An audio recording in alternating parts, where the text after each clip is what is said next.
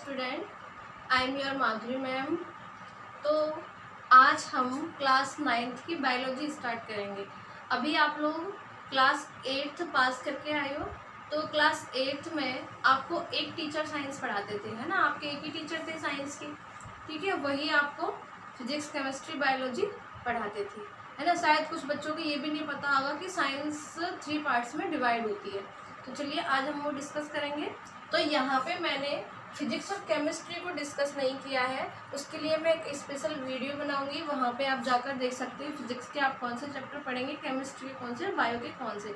आज हम बायो की क्लास लेंगे, तो इसलिए सिर्फ आज मैं बायोलॉजी के चैप्टर्स डिस्कस करने वाली हूँ। तो यहाँ पे आपके टोटल 15 चैप्टर हैं क्लास 9th में, ठीक है। जिसमें से आपको 5 चैप्टर जो है बायोलॉजी के पढ़ने हैं, 5 केमिस्ट्री के और 5 फिजिक्स के। तो बायोलॉजी में सबसे पहला जो चैप्टर है आपका वो है जीवन की मौलिक इकाई, यानी कि आपकी 9th क्लास की बुक में जो चैप्टर है उसका वो चैप्टर 5 है ना। यहाँ पे मैंने फर्स्ट लिखा है, लेकिन बुक में आपके में चैप्टर 5 है। तो जीवन की मौलिक इकाई क्या होती है? जब मनुष्य का जीवन शुरू होता है तो उसका जो बॉडी स्ट्रक्चर बनता है वो किस किस प्रकार की चीज़ों से मिलकर बनता है, वो हम इसमें पढ़ेंगे। ऊतक, यानी कि जैसे मान लीजिए कि जब हम एक वॉल बनाते हैं तो उसमें इस तरीके की ब्रिक्स लगती हैं, ईंट लगती हैं, ठीक है। तो ईंट लग के एक दीवार तैयार होती है। वैसे ही जब ये हाथ बना तो ये हाथ बहुत सारी कोशिकाओं से मिलकर बना, और उन कोशिकाओं के समूह को ऊतक कहा जाता है। तो उसका किस प्रकार वर्क होता है, कार्य होता है, वो हम इस चैप्टर के अंदर पढ़ेंगे। चैप्टर 3 में हम पढ़ेंगे जीवों में विविधता कि यानी ऐसे कौन कौन से जीव हैं जिनमें डिफरेंशिएशन होता है, जैसे कि जलीय जीव, मनुष्यलीय जीव, ठीक है, सरीसृप, वो सारे जीव होते हैं, उनमें क्या विविधताएं होती हैं। हम बीमार क्यों होते हैं, यानी ऐसे हमारी बॉडी के अंदर कौन से एंटीजेंस होते हैं जिसके कारण हम बीमार हो जाते हैं।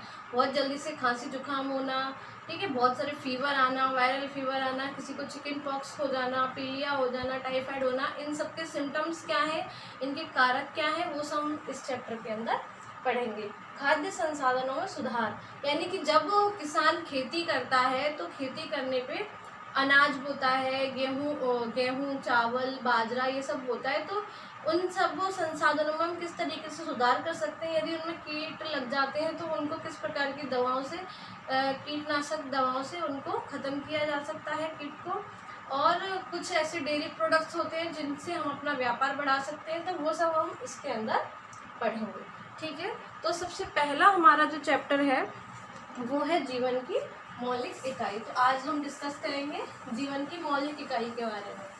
आप सबको पता है कि जीवन की मौलिक इकाई क्या है। जीवन की मौलिक इकाई होती है कोशिका। क्या होती है? कोशिका।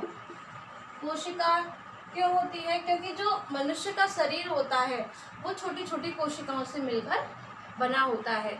जैसे ये मेरा हाथ है, तो मेरे हाथ में बहुत तरीके की कोशिकाएं हैं, ठीक है। ये पूरा हाथ जो है अनेक प्रकार की कोशिकाओं से मिलकर बना है, और उन सब के बाद एक स्ट्रक्चर तैयार हुआ है जो अपना वर्क कर रहा है, ठीक है। तो जैसे मैंने अभी आपको एग्जांपल दिया था कि जब हम कोई घर बनाते हैं, रूम बनाते हैं, तो जब वॉल बनाते हैं, दीवार जब उसकी बनने लगती है या उसकी नींव रखी जाती है, तो उसमें ईंटों का जोड़ लगाया जाता है, छोटी छोटी ईंट लगाई जाती हैं।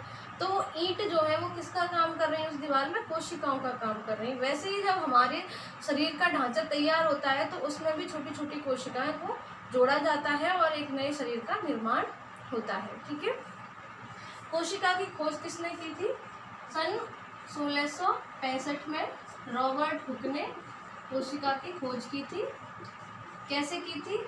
इसकी एक छोटी सी स्टोरी है। रॉबर्ट हुक बहुत ही जाने माने साइंटिस्ट थे। ये क्या करते थे, जब भी ये प्रैक्टिकली अपने वर्क करते थे तो ये ड्रिंक बहुत करते थे। क्या करते थे? यानी कि एल्कोहलिक थे, ये शराब बहुत पीते थे। तो जब ये शराब पीते थे उसकी बॉटल्स खाली होती थी, तो उसकी बॉटल्स में एक ढक्कन लगा हुआ आता था कॉर्क का। कैसा? इस तरीके का एक ढक्कन लगा हुआ आता था बॉटल में। जैसे ये क्या है, बॉटल का सिरा है, तो इस तरीके से ढक्कन इसमें फंस जाता था, अंदर आती है ना, बॉटल में लगा हुआ आता है, तो ये कॉर्क लगा हुआ आता था। अब बहुत सारी बॉटल्स उन्होंने क्या किया, ऐसे वेस्ट डाल दी, कॉर्क भी पड़े थे। अब बॉटल्स तो उन्होंने क्या किया, कबाड़े वाले को बेच दिया। आता है ना, कबाड़े वाले कांच की बॉटल्स ले लेते हैं, लेकिन वो कॉर्क जो थे वो उन्होंने मना कर दिया कि ये हम नहीं लेंगे, ये हमारे कोई काम की नहीं है। तो बहुत सारे कॉर्क उनके पड़े थे। अब उन्होंने सोचा कि एक दिन, आपको पता है कि सूक्ष्मदर्शी की खोज भी किसने की थी, रॉबर्ट हुक ने की थी। उन्होंने सूक्ष्मदर्शी को बनाया था। तो अब क्या हुआ, उन्होंने एक कॉर्क के छोटे टुकड़े की एक स्लाइड बनाई और अपने द्वारा बनाई हुई सूक्ष्मदर्शी में उसको देखा। तो जब उन्होंने उस कॉर्क को देखा तो उस कॉर्क में उनको इस तरीके से, जैसे ये कॉर्क का सिरा उन्होंने गोल काटा तो इस तरीके से उनको क्या दिखे, छोटे छोटे कोष्ठ दिखे। जैसे मधुमक्खी का छत्ता होता है ना, उसमें होते हैं इस तरीके के कोष्ठ दिखे, ऐसे इस तरीके के कोष्ठ दिखे। तो उन्होंने इससे अंदाजा लगाया कि ये जो कॉर्क है ये छोटे छोटे कोष्ठ से मिलकर बना है। किससे मिलकर बना है, कोष्ठ। छोटे छोटे कोष्ठ को मिलाया और एक कॉर्क बना। ठीक है, वैसे ही हमारा शरीर भी एक छोटी छोटी कोशिकाओं से मिलकर होता है। जब हम अपने स्किन के, यानी ऐसी उंगली को सूक्ष्मदर्शी में रख कर देखते हैं तो वहाँ पे भी हमें छोटे छोटे कोष्ठ दिखाई देते हैं। तो उसके आधार पर उन्होंने बताया कि जो हमारा शरीर होता है, या जीवों का शरीर होता है, या पादप कोश शरीर होता है, वो सब किससे मिलकर बना होता है, कोशिकाओं से मिलकर बना होता है। इस तरीके से उन्होंने कोष्ठ को कोशिका नाम दिया। ठीक है, तो अब डिस्कस करते हैं कि कुछ कोशिकाएं होती हैं। ठीक है, जैसे पादप कोशिकाएं होती हैं, जंतु कोशिकाएं होती हैं। तो पादप कोशिका जो होती हैं उसको उन्होंने किस प्रकार से समझा। दो प्रकार की कोशिकाएं यहाँ पे हम लिखेंगे, पादप कोशिका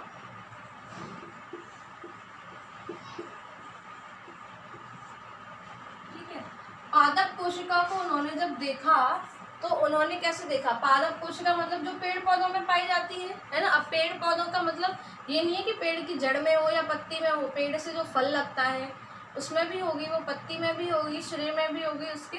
ठीक है, तो उन्होंने क्या किया, सर्वप्रथम एक प्याज की झिल्ली को देखा। प्याज जो होता है, जब हम प्याज को ऐसे काटोगे आप ऊपर से, तो एक प्याज पे बहुत पतली सी परत निकलती है, एक बहुत पतली सी वाइट कलर की लेयर निकलती है। जब उस लेयर को आप माइक्रोस्कोप में देखते हो तो कुछ इस तरीके का आपको स्ट्रक्चर दिखाई देता है।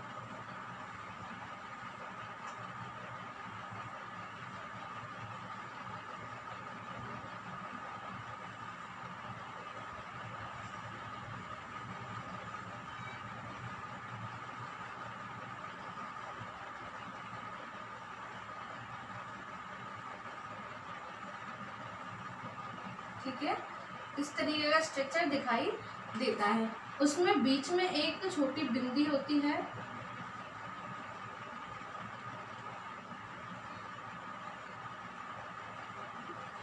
अब ये क्या हो गया, ये तो हो गई कोशिका।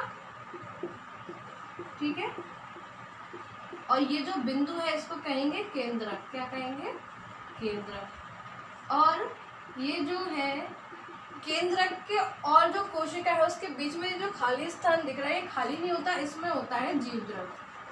क्या होता है, जीवद्रव, जिसके बीच में कहते हैं साइटोप्लाज्म, जिसमें क्या करते हैं, ये जो केंद्रक होता है वो मूव करता है। ठीक है, ऐसे ही जब हम पत्ती को देखते हैं तो पत्ती में भी कुछ इस प्रकार की कोशिकाएं नजर आती हैं।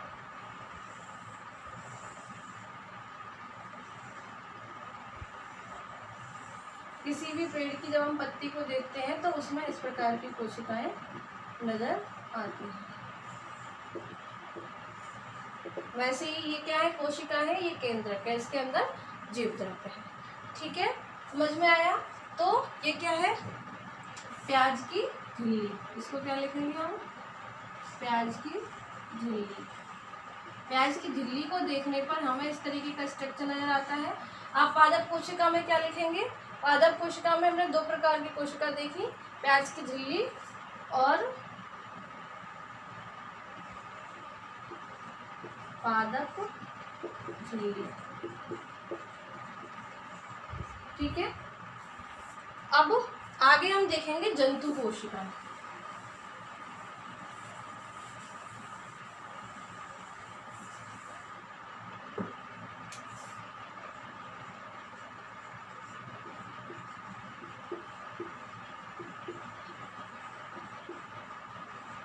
जंतु कोशिकाएं।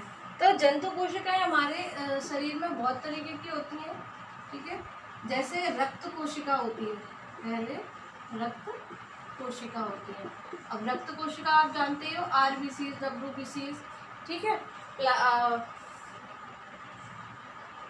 प्लेटलेट्स। सेकेंड हमारी होती है अस्थि कोशिका। रक्त कोशिकाओं में रक्त का निर्माण होता है।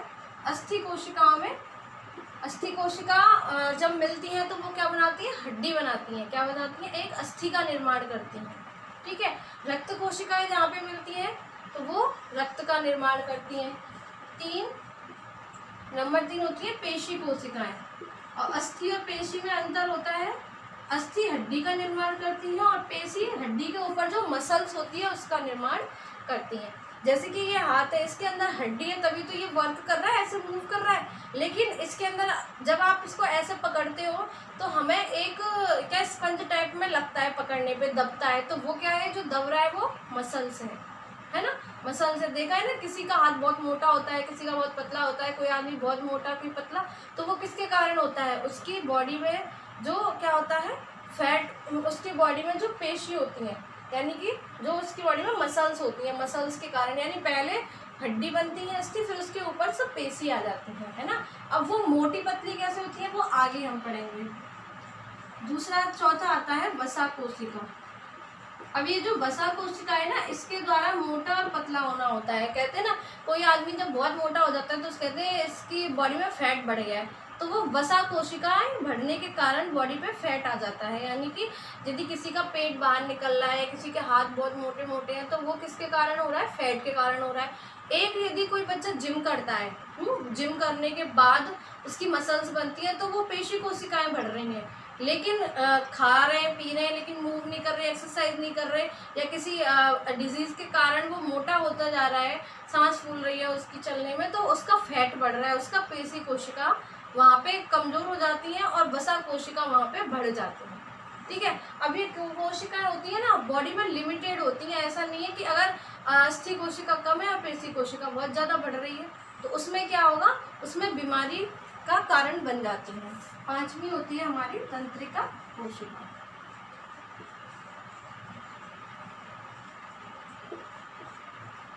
तंत्रिका कोशिका शरीर की सबसे बड़ी कोशिका होती है, सबसे बड़ी कोशिका होगी। क्लास 10th में आप इसको स्पेशली पढ़ोगे अलग से, तंत्रिका कोशिका का क्या वर्क होता है, ठीक है। 6वीं आती है शुक्राणु। ये मनुष्य में नर जनन कोशिका होती है। क्या होती है, नर जनन कोशिका। और 7वीं आती है अर्णाणु। ये मादा की जनन कोशिका होती है ना, मादा जनन कोशिका होती है, नर जनन कोशिका होती है। इन कोशिकाओं से ही आप क्या कर, इन कोशिकाओं के द्वारा ही मनुष्य अपनी अगली पीढ़ी को जन्म देता है, ठीक है। तो यहाँ पे हमने कितनी कोशिकाएं पढ़ी, रक्त कोशिका, आरबीसी, डब्ल्यूबीसी, अस्थि कोशिका हड्डियों का निर्माण करती है, पेशी कोशिका मसल्स को बढ़ाती है, वसा कोशिका फैट बढ़ाती है बॉडी में, तंत्रिका कोशिका सबसे बड़ी कोशिका होती है और ये इसको न्यूरॉन्स कहते हैं। यानी कि ये क्या करती है, हमारी बॉडी में जो भी वर्क होता है उसका तुरंत मैसेज देना। जैसे कि मान लीजिए हम चाय पी रहे हैं और एकदम से चाय ऐसे उठाई और कप से हमारे गर्म कप से हाथ लग गया तो तुरंत हमारा हाथ पीछे हट जाता है। तो वो किसके कारण होता है, तंत्रिका कोशिका के द्वारा, क्योंकि उसमें प्रतिवर्ती क्रिया होती है, ठीक है। ये ब्रीफली आप 10th में पढ़ोगे। शुक्राणु कोशिका क्या करती है, नर जनन कोशिका होती है, ठीक है। ये नर जनन कोशिका और ये मादा जनन कोशिका मिलकर ही क्या बनाते हैं, एक नई पीढ़ी को जन्म देते हैं, ठीक है। अब जीवों का वर्गीकरण जो होता है कोशिका की संख्या के आधार पर होता है ना। ये तो हमने पढ़ ली, पादप कोशिका और जंतु कोशिका। अब जीवों का वर्गीकरण कोशिका की संख्या के आधार पर होता है, तो कोशिका की कुल कितनी संख्या होती है, तो हेडिंग आप डालेंगे जीवों का वर्गीकरण कोशिका की संख्या के आधार पर, ठीक है। क्या डालेंगे, कोशिका की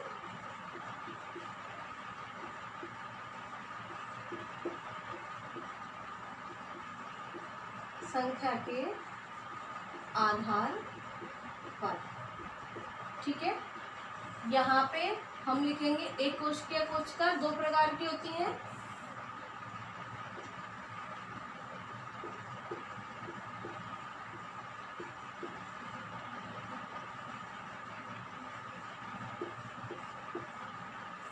यहाँ होती है बहुकोशिकीय कोशिका। दोनों की डेफिनेशन पढ़ेंगे और अंतर भी देखेंगे।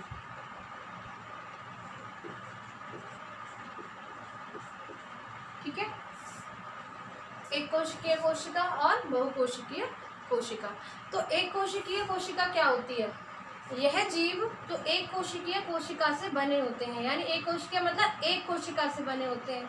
कुछ ऐसे जीव होते हैं जो अपना पूरा जीवन एक ही कोशिका में व्यतीत कर देते हैं, यानी ऐसा नहीं है हाथ में अलग पैर में अलग, यानी उनकी बॉडी में कोई स्ट्रक्चर नहीं होता और वो एक ही कोशिका में होते हैं और अपना पूरा जीवन एक ही कोशिका में व्यतीत कर देते हैं। तो क्या लिखेंगे? यह जीव एक कोशिका से बने होते हैं और कोशिका के सभी कार्य एक कोशिका द्वारा ही किए जाते हैं। क्या लिखेंगे? यह जीव एक कोशिका से बने होते हैं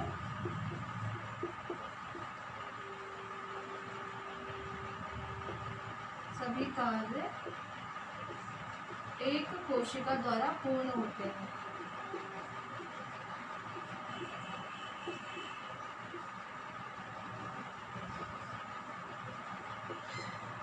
जैसे उनको भोजन लेना है, जनन प्रक्रिया करनी है, वो सब किसमें होती है? एक कोशिका में ही होती है। और इनकी आयु जो होती है वो बहुत कम होती है। एग्जाम्पल लिखेंगे इसमें, उदाहरण में अमीबा, पैरामीशियम,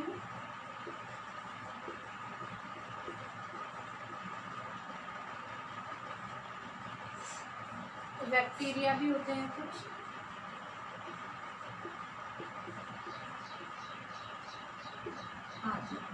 ठीक है। अब इसका जस्ट अपोजिट कर दो, यह जीव एक कोशिका से बने होते हैं, तो यहाँ पे क्या लिखेंगे? यह जीव एक से अधिक कोशिका से बने होते हैं।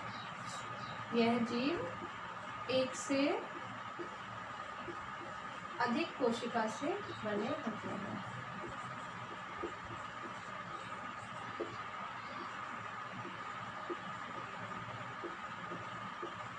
ठीक है, अब मैंने इसमें क्या बोला कि कोशिका के सभी कार्य एक ही कोशिका द्वारा किए जाते हैं, लेकिन यहाँ पे इनमें कार्य का जो विभाजन हो जाता है। जैसे हाथ का काम क्या है? हाथ का काम क्या है? किसी चीज को पकड़ना, लिखना। मुंह का काम क्या है? बोलना, खाना। ठीक है, पैरों का काम क्या है? मूव करना, चलना। तो सब कोशिकाओं के कार्यों का विभाजन है। ऐसा तो नहीं होता कि पैर से खाना खा रहे हैं, है ना, हाथ से चल रहे हैं, ऐसा नहीं हुआ ना कभी। तो यहाँ पे क्या है? सबका काम फिक्स है, सबको पता है कि उसको क्या काम करना है। तो हम कौन से जीव में आते हैं? बहुकोशिकीय जीव में आते हैं, क्योंकि हमारा शरीर अनेक प्रकार की कोशिकाओं से मिलकर बना होता है। तो अगली लाइन क्या लिखेंगे इसमें? इनमें कार्य का विभाजन होता है, इनमें कार्य का विभाजन अलग अलग कोशिकाओं से होता है। अलग अलग कोशिका अलग अलग कार्य करती हैं। फिर से सुनेंगे डेफिनेशन।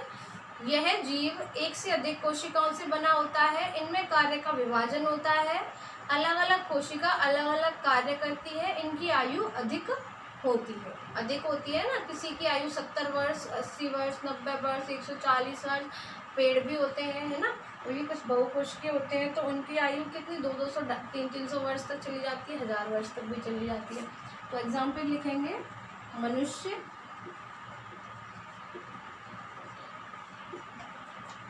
पेड़ पौधे,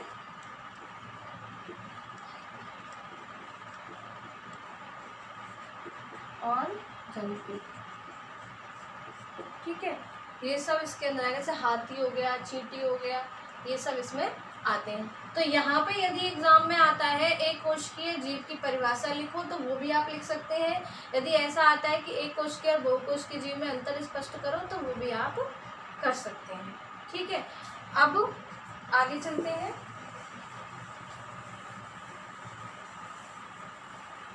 कोशिका के कुछ घटक होते हैं।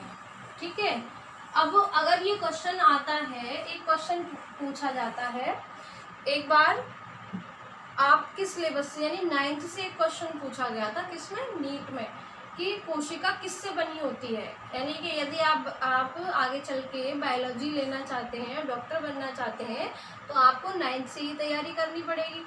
ठीक है। तो एक क्वेश्चन आया था कि कोशिका किससे बनी होती है, तो कोशिका के मुख्य 3 घटक होते हैं। कोशिका मुख्य 3 घटकों से मिलकर बनी होती है। तो क्या लिखेंगे, कोशिका के घटक, हेडिंग डालेंगे।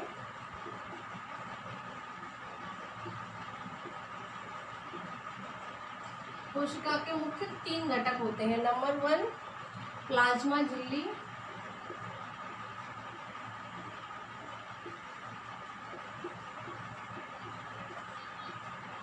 नंबर 2 केंद्रक,